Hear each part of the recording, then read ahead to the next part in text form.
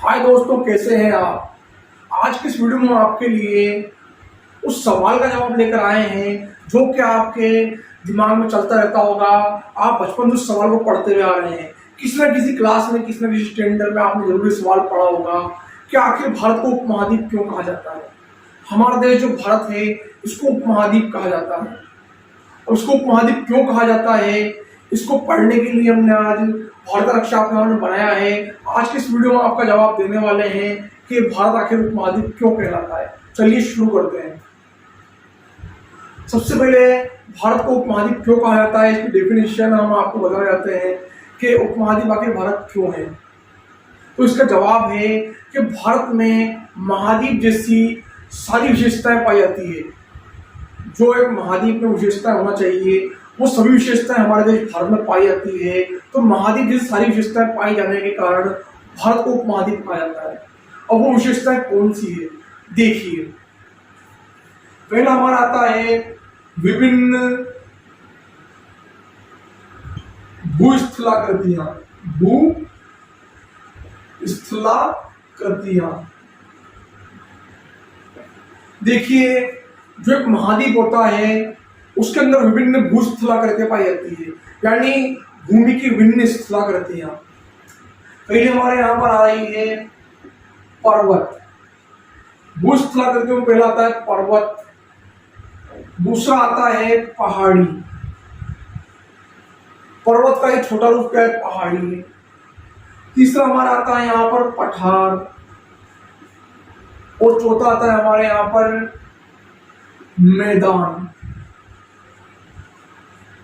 ये चार विभिन्न भूस्थलाकृतियां हैं जो कि महाद्वीप में पाई जाना चाहिए, महाद्वीप होने के लिए जरूरी है। तो पहला आता है पर्वत, दूसरा आता है पहाड़ी, तीसरा आता है पठार, चौथा आता है मैदान। ये चारों भूस्थलाकृतियां यानी भूमि की, स्थल की आकृतियां हमारे देश भारत में पाई जाती है। दूसरी बात हमारी आती है भारत को उपमहाद्वीप क्यों कहते हैं। तो यहाँ पर आएगा विस्तृत भूभाग। विस्तृत भूभाग यानी विशाल भूभाग। भारत आकृति में विशाल देश है, बड़ा देश है। इसका क्षेत्रफल है हमारे देश का 32,87,263 वर्ग किलोमीटर। तो ये विशाल आकार में है। और दूसरी बात, यहाँ पर पृथ्वी पर पाई जाने वाली विभिन्न भूस्थलाकृतियां जो महाद्वीप में पाई जाती है वो सभी भारत में पाई जाती है।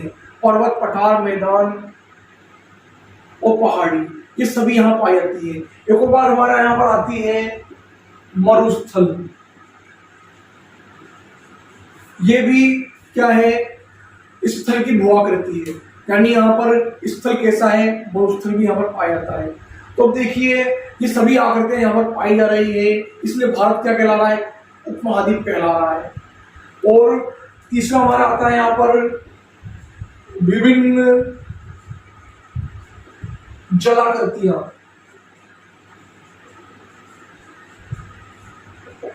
विभिन्न जलाकृतियां, अब इसमें देखिए पहला आ रही है हमारे यहाँ पर नदी, दूसरी हमारे आती है यहाँ पर झीलें, फिर हमारा आता है यहाँ पर सागर या खाड़ी। अब देखिए, भारत में विभिन्न तरह की भूस्थलाकृतियां पाई जाती है, विस्तृत का भूभाग है, और तीसरी बात यहाँ पर विभिन्न प्रकार की जलाकृतियां पाई जाती हैं। तो इन सभी वजह से क्या है, भारत कहलाता है उपमहाद्वीप। ये सभी विशेषताएं महाद्वीप में पाई जाना चाहिए, लेकिन हमारे देश में विशेषताएं पाई जाती है। जैसे आप देखिए कि हमारे देश में उत्तर में हिमालय का पर्वतीय प्रदेश है, यानी हिमालय पर्वत श्रृंखला है, तो यहाँ पर बर्फ गिरती है। तो हमारे देश में उत्तरी भाग के अंदर एक तरफ बर्फ गिरती है, इधर हम जाएंगे उत्तर पश्चिम में तो यहाँ पर है हमारा थार का मरुस्थल। तो एक तरफ बर्फ गिर रही है, दूसरी तरफ क्या हो रहा है, यहाँ पर रेगिस्तान है जहाँ चल चलाती हुई तपती धूप है, और जहाँ पर तापमान गर्मियों में 50 डिग्री के आसपास पहुंच जाता है। तो एक तरफ बर्फ गिर रही है, एक तरफ क्या है, यहाँ पर मरुस्थल है। दूसरी तरफ हम आएंगे तो यहाँ पर उत्तर का विशाल मैदान है जहाँ उपजाऊ मिट्टी है। एक तरफ मरुस्थल, एक तरफ उपजाऊ मिट्टी, जहाँ हिमालय पर्वत से आने वाली बहुत सारी नदियां बहती है, गंगा, यमुना, ब्रह्मपुत्र, सिंधु नदी, ये कई नदियां पर हमारे देश में बहती है। उसके अलावा यहाँ पर पठार भी है, दक्षिण का प्रायद्वीपीय पठार। उसके अलावा हमारे यहाँ पर तटीय प्रदेश भी है, आसपास हमारे खाड़ी और सागर भी है। ये सभी विशेषताएं क्या हमारे देश में पाई जा रही है, इसलिए हमारा देश क्या है, एक उपमहाद्वीप है। अब देखिए, हमारे देश के 11% भूभाग पर, यानी 32,37,263 वर्ग किलोमीटर के 11% भूभाग पर क्या पाया जा रहा है, पर्वत पाया जा रहा है। 18% भूभाग पर पाई जा रही है पहाड़ियां। पहाड़ी पर्वत का एक छोटा रूप है। पर्वत अधिक ऊंचे होते हैं और आकार में विशाल होते हैं। पहाड़ी, इसकी ऊंचाई कम होती है, ऊपर से गोलाकृति की होती है। पर्वत, पठार, मैदान, भूस्थलाकृति के बारे में हम अलग से वीडियो बना चुके हैं, तो डिस्क्रिप्शन में उसका लिंक आपको मिल जाएगा, तो आप वहां पर पता लगा सकते हैं कि पर्वत, पहाड़ी, पठार, मैदान ये क्या होते हैं, इनकी परिभाषा आप वहां देख सकते हैं। अगला हमारा आ रहा है पठार।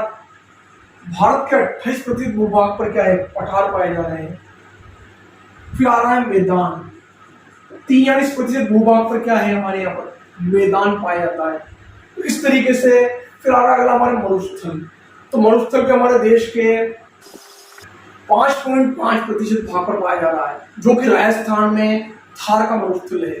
तो इस तरीके से हमारे देश के विभिन्न हिस्सों पर विभिन्न भूस्थलाकृतियां हैं, इसलिए भारत को उपमहाद्वीप कहा जाता है। सबसे पहले हमारे यहाँ पर आ रहा है, देखिए, ये है हिमालय पर्वत। ये क्या है, हिमालय पर्वत श्रृंखला है, जो हमारे देश के उत्तर में स्थित है। यह है पहला हमारा भूस्थलीय प्रदेश, भारत का भौतिक प्रदेश, उत्तर पर्वतीय प्रदेश, हिमालय पर्वत। अगला हमारा आ रहा है इसके नीचे ही, ये कहलाता है उत्तर का विशाल मैदान। ये कहलाएगा उत्तर का विशाल मैदान।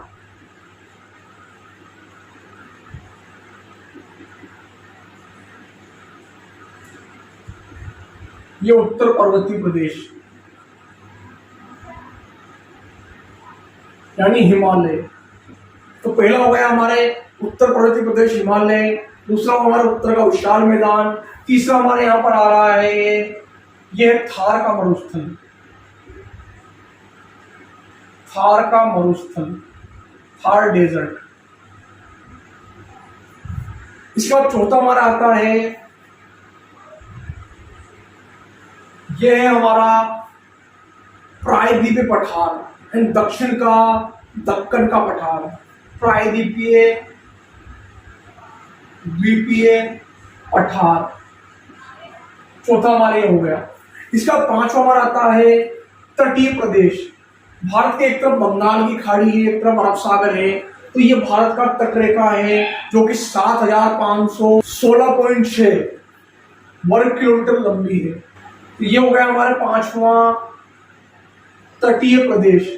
तटीय प्रदेश जो यहां से लेकर के यहां तक है, ये हो गया हमारा पांचवा तटीय प्रदेश। इसके बाद हमारा आ रहा है अगला द्वीप समूह। क्या आएगा, द्वीप समूह। द्वीप समूह भारत का छठा भौतिक प्रदेश है, छठा भूभाग है। द्वीप समूह, इधर है दमन द्वीप समूह, इधर है लक्षद्वीप समूह और इधर है अंडमान निकोबार द्वीप समूह, जो भी सबसे बड़ा है। तो इस तरीके से ये है भारत के द्वीप समूह। तो भारत उत्तर पर्वतीय प्रदेश, उत्तर का विशाल मैदान, थार का मरुस्थल, प्रायद्वीपीय पठार, तटीय प्रदेश और द्वीप समूह, इन 6 प्रकार के भौतिक प्रदेशों में बटा हुआ है। यानी अलग अलग 6 विभिन्न भू आकृतियां हमारे देश में पाई जा रही है, जो कि एक महाद्वीप में होना चाहिए। इसलिए हमारा देश क्या है, भारत एक उपमहाद्वीप कहलाता है। दोस्तों, इस तरीके से ये हमारे भारत के 6 भौतिक प्रदेश हो गए। इसके बारे में हम विस्तृत जानकारी अगले वीडियो में प्राप्त करेंगे। तो चलिए दोस्तों, चलते हैं और मिलते हैं नए वीडियो में नई नॉलेज के साथ। आपको आज इस सवाल का जवाब मिल गया होगा कि आखिर भारत को उपमहाद्वीप क्यों कहते हैं। तो आगे भी ऐसे नॉलेजेबल वीडियो देखने के लिए हमारे चैनल को देखते रहिए। चलिए चलते हैं।